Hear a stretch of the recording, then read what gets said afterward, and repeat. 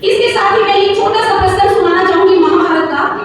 जब महाभारत का युद्ध हो रहा था और भीष्म पितामह सरसैया पर लेटे हुए थे, तो उस टाइम उनसे मिलने के लिए रात के समय कृष्ण जी आए। तो पितामह उनसे पूछते हैं कि प्रभु, जब आपने राम के रूप में जन्म लिया था तो आपकी हर चीज मर्यादित थी। आप एक मर्यादित पिता के रूप में थे, आप मर्यादित पति के रूप में थे, आप मर्यादित पुत्र के रूप में थे, आपने राम राज्य किया, हर चीज मर्यादा में रहकर किया। तो कृष्ण के रूप में कभी आप रणछोड़ हो, कभी आप माखन चोर हो, मुझे आपका व्यक्तित्व समझ में नहीं आया। तो कृष्ण जी ने क्या जवाब दिया? उन्होंने ये जवाब दिया कि परिस्थितियों के हिसाब से हम भी बदल गए। राम राज्य के समय जब भगवान राम के सामने रावण जो उनका दुश्मन खड़ा था, अगर राम जी ने अपने पिता का वचन निभाया था तो उन्होंने भी अपनी बहन का वचन निभाने के लिए युद्ध लड़ा था। अगर राम सर्वगुण संपन्न थे तो राम भी चारों वेदों का ज्ञाता था। अगर राम ने अपनी हर जिम्मेदारी निभाई तो रावण ने भी अपने कुल की रक्षा के लिए शस्त्र उठाए। तो उस टाइम में उनका जो दुश्मन था ना, वो भी बड़ा मर्यादित था।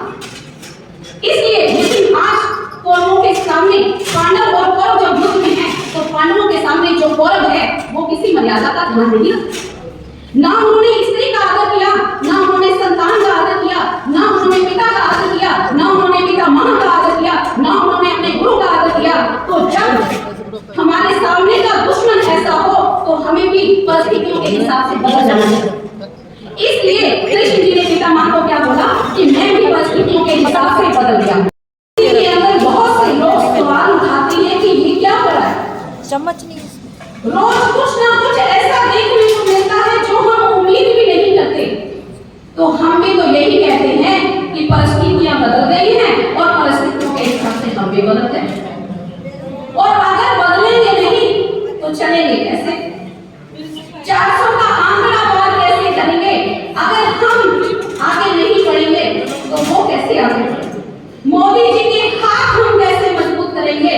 तो इसके लिए जरूरी है कि हमें बदलना पड़ेगा। हमारे लिए बड़े अफसोस की बात है कि यहीं पे कृष्ण जी की एक बात याद आती है कि उन्होंने क्या कहा था कि अर्जुन को युद्ध में जागृत करने के लिए उनको 18 अध्याय और 700 श्लोक सुनाने पड़े थे, तब जाके अर्जुन युद्ध करने के लिए उठे। हमारे भी हालात ऐसे हैं कि लोगों को जगाना पड़ रहा है, जबकि हमारे पास 2 महाकाव्य हैं, रामायण और महाभारत। रामायण हमें ये बताता है कि हमें किस तरह से रहना है और महाभारत हमें ये बताता है कि हमें किस तरह से रखना है। अगर हम अपने बच्चों को, हम अपनी आने वाली जनरेशन को ये 2 महाकाव्य का ज्ञान दे दें तो मुझे नहीं लगता कि हमें यहाँ पे भाषण देने की जरूरत पड़ेगी। मुझे लगता है कि हमारे जगह हमारी आने वाली जनरेशन यहाँ पे भाषण दे रही होगी। और बड़े दुख की बात है कि यहाँ पर हम जितने भी बैठे हैं उनमें युवा की संख्या बहुत कम है। उसका कारण यही है कि हमने अपने बच्चों को वो बातें सिखाई ही नहीं, हमने अपने बच्चों को वो बातें बताई ही नहीं कि हमें राम मंदिर बनाने के लिए 550 साल की लड़ाई क्यों लड़नी।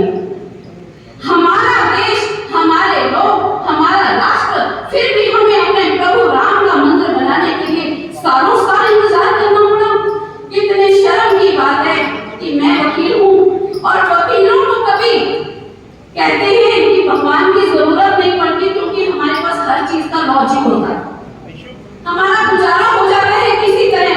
लेकिन आज हमारे भगवान राम का मंदिर बनाने के लिए हमें असंख्य वकील खड़े करने पड़े, हमें केस लड़ना पड़ रहा है, हमारे ही देश में हमारे ही भगवान के लिए हमें लड़ना पड़ रहा है। कितने दुख की बात है। और इसका एक ही कारण है कि हमने अपने बच्चों को वो चीजें बताई हैं। तो यहाँ पर मेरा कहने का तात्पर्य है कि सोच बदलनी पड़ेगी, देश बदलना है तो पहले हमें बदलना पड़ेगा। धन्यवाद। भारत माता